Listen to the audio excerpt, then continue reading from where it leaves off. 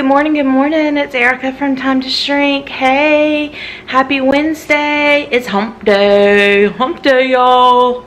I am sitting here in front of my fridge and it's 10:22 a.m. I am going to have some of my pumpkin egg loaf that I fixed last night and some bulletproof coffee. Don't you just love a fully stocked fridge? Meal prepped fridge? Gotta love the meal prepped fridge. All right, let's eat. I'm excited to try this, y'all. Isn't that pretty? This is my pumpkin egg loaf and I did like a cinnamon swirl. I'm gonna do a tablespoon of heavy whipping cream, tablespoon of MCT oil, a bit of this pumpkin spice. My handy dandy little milk frother, and it's gonna get all frothy and creamy and delicious.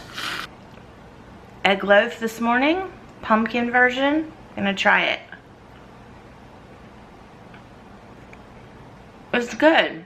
It's not as pumpkin-y as I thought it would for having actual literal pumpkin in there plus pumpkin spice. Maybe I would up the pumpkin spice next time. And it definitely has a different texture with the coconut flour and the pumpkin spice. Usually I just do egg, cream cheese, and butter. But I like it. I'll be working on perfecting this one. Alright, it is 3 o'clock and I'm going to have some lunch. I'm going to have a mix of baby arugula. I can't say that word. Some 50-50 salad mix. These are from a local farm, organic microgreens. I'm excited to add some of these to kick up my nutrition. Some Parmesan cheese and some already chopped up chicken. And I'm going to put a few of these in, crumpled up for some crunch. Alright, my big salad bowl on my scale. I'm going to zero it out. Alright, it's at 0, and now I can add everything. Alright, so some arugula. That is about 1 ounce of arugula. I'm going to do a big handful of mixed greens. I'm at 2.5 ounces of salad. I'm going to sprinkle on some of my microgreens until I get to 3. So, I've got 3 ounces of salad greens, and I'm going to go for 4 ounces of chicken. And then these Parmesan crisps, y'all. Serving is 3 of these, so I'm going to go with 3 for the crunch. Tiny bit of regular Parmesan. And I'm simply going to dress it with some apple cider vinegar and some avocado oil. I'm going to say that's like 2 tablespoons. And maybe like 1 of vinegar. I added some salt and pepper, and that's my salad for today. About 4 o'clock, just finished my second glass of water. I'm having an iced coffee now. I have these new cups that I am loving. It measures right on the side there, so I know a cup and a cup. So a cup of this and a cup of this without having to get any measuring spoons out, so I love that. And then I'll top it off with ice. What I ate Wednesday. So I showed you my breakfast and my lunch, and I decided to do a little cook with me video on what we're gonna have for dinner. So we are going to have a bacon wrapped, cheese stuffed meatloaf. Let's go. Let's get all our ingredients together. All right, so let's get started. Ground beef. That's what I'm using. I'm going to use 2 pounds. It's grass-fed ground beef, so it's 80-20. And to that, we're going to add our spices. So this is some garlic powder, about a teaspoon, 1 to 2 teaspoons. You can mix and match flavors so many different ways. That was garlic, and then I decided I'm going to use, this is Trader Joe's barbecue rub and seasoning coffee and garlic. I think it'll taste really good in this. Meatloaf, I probably season different ways almost every time. Ooh, made a mess. I season different ways almost every time. The basic one would just be some Italian seasoning and some garlic. This one I just decided to go with this rub and a little bit of garlic. Also gonna add some chopped onion. This is just some freeze-dried onion. You can use fresh if you want, but I didn't feel like cutting it, so went that way. This is just a jar of already crushed pork rinds. I'm gonna add a cup.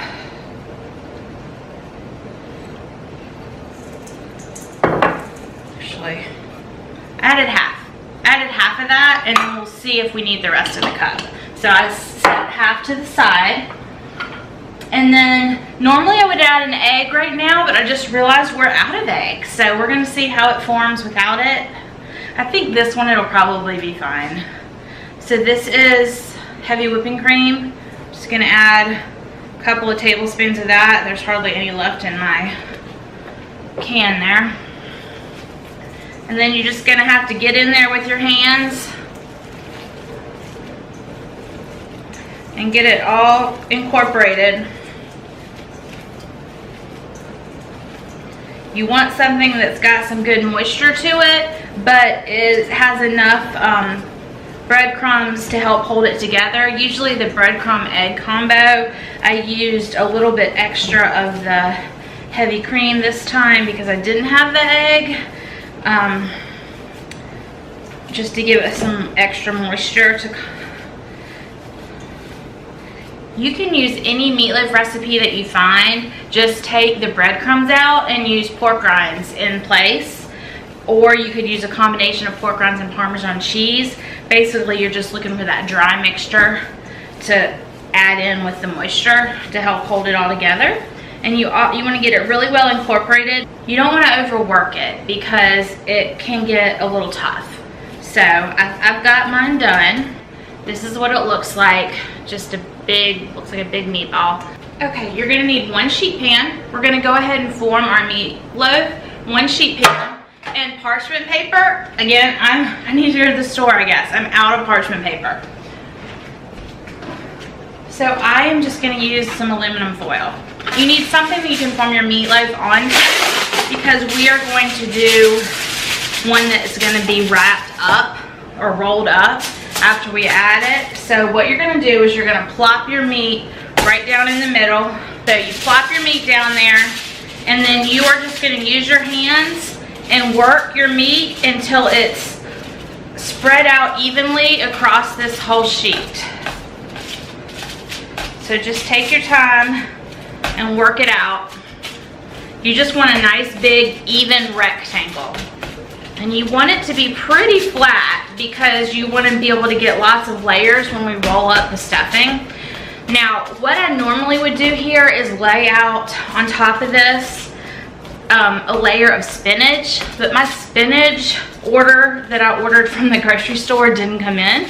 So I don't know why. Why am I doing this? I keep having to tell y'all substitutions. Oh well, it's more a method. So you can layer whatever you want to be the stuffing. I like to do spinach and cheese. This week we're just gonna do cheese.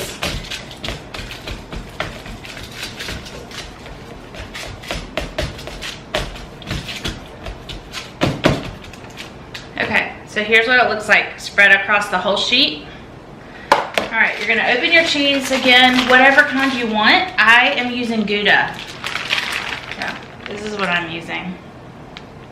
This is just plain Gouda. And you're just gonna set it all the way across. Don't go all the way to the edges because we want the cheese to stay inside. We want this cheese to stay inside when we roll it up. We don't want it leaking out, so don't go all the way to the edges. All right, so that's good. And then you can layer on here spinach or whatever you want on the inside. This is what we're gonna go with. And just kind of press that into the meat a little bit. You can also use shredded cheese. This is just what I had. This is what was on sale this week. You'll see that I often go with whatever is on sale. Okay, so then you just start rolling it up. Parchment works a little better. This sometimes will stick to the aluminum foil. But again, we're working with what we got. So basically you're gonna get this one big log.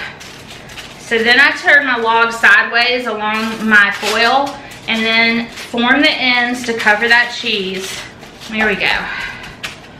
So there's your log, looks just like that. And now we are gonna make a bacon weave top to go over it. And I may not have enough bacon. I cooked so much bacon, I don't know if I left myself enough, but we're gonna see. It gives it so much extra moisture because the moisture from the bacon fat goes into it while it's cooking. Okay. So, let's see here. You're gonna place some nice long lengthwise.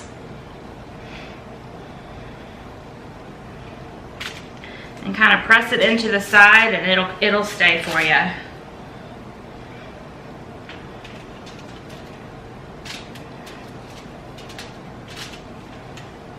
And then we're gonna cut these pieces into smaller pieces, and we're kind of gonna do a bacon weave. I do this all over the whole top. However, I think that I am going to be running low on bacon.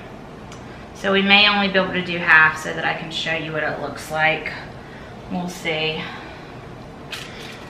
But basically you just want to make a basket weave. So over, under, over, under. Just making a basket weave. This is going to go under, over, under, over.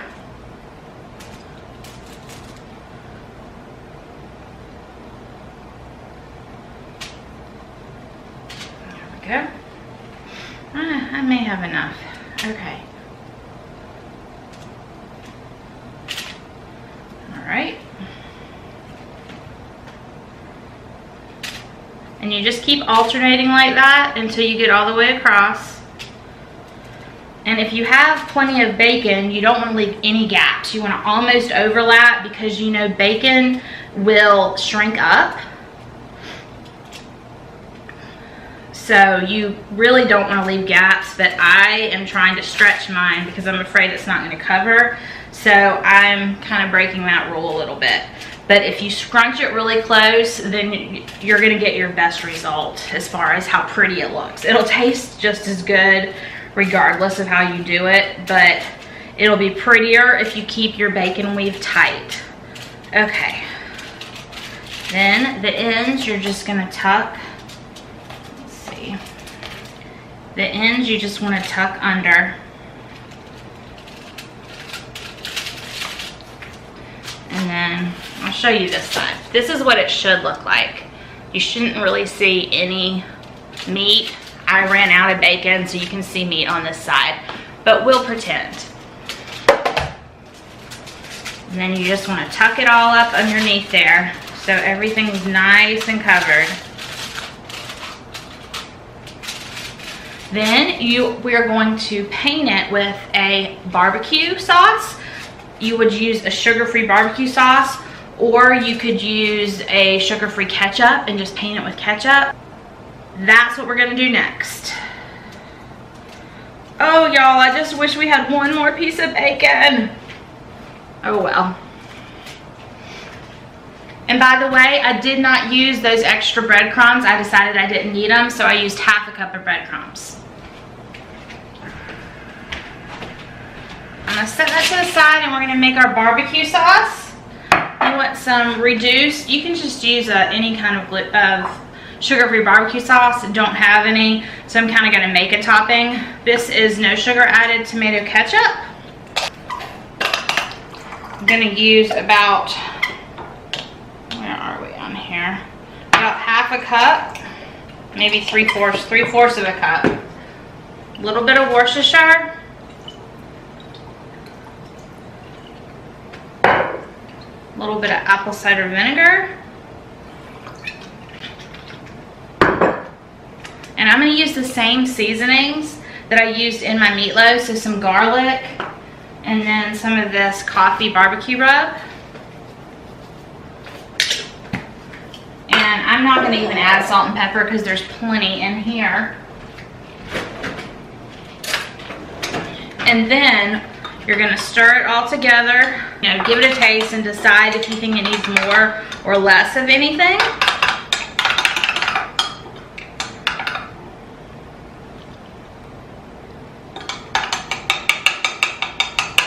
That's good. It's nice and tangy. You want it, I like it on the tangy side. All right, so you're going to pour it over the top, and then I'm just using a spoon because that's what I have in my barbecue sauce, but you could use like a brush, like a little paint brush if you have a kitchen version, and just paint this sauce all over. Layers and layers of flavor. That's what we're doing today. Layers and layers. Lots of flavor. Flavor, flavor, flavor. It is so quiet in here, y'all. My kids, I thought everybody was going to be home tonight, but they had something at church. So everybody's gone and it's completely quiet. I probably didn't even need to make dinner. They'll probably eat junk at their church party. But I was already planning to make it, so I'm just going to go ahead and make it. And it can be leftovers, or truthfully, they'll probably eat it tonight when they come home, even though they ate junk at church. So I probably made more than I needed to. I probably could have made about half of this amount of barbecue sauce, but there it is. All right, so that's all coated, and then you're gonna put it in a 350-degree oven, 45 minutes to an hour. I just thought of one more thing I wanted to tell y'all about this. Oh, what was it? Oh my gosh, y'all, I forgot already. The time it took me to hit the record button, I already forgot what I wanted to tell you. No, no, no, no, no, no, no. What is it? Oh, I know. Okay, so this is ready to go in the oven just like this, but one way to get your veggies in on the same thing and for them to soak up all the goodness, sometimes I'll put veggies along both sides of this, like green beans or broccoli or cauliflower. It needs to be vegetables that take a while and that can stand up to cooking. Sometimes I put them in halfway through, but that's a really great way to do a one-pan meal. This takes a while to cook, so you have to plan a little bit, but y'all, it took us less than 10 minutes to put that together, and that was with me talking with you while I was doing it. Quick and easy meal to prep. You could prep it ahead and wrap it in foil and then put the barbecue sauce on it right before you put it in the oven if you wanted to do it ahead of time.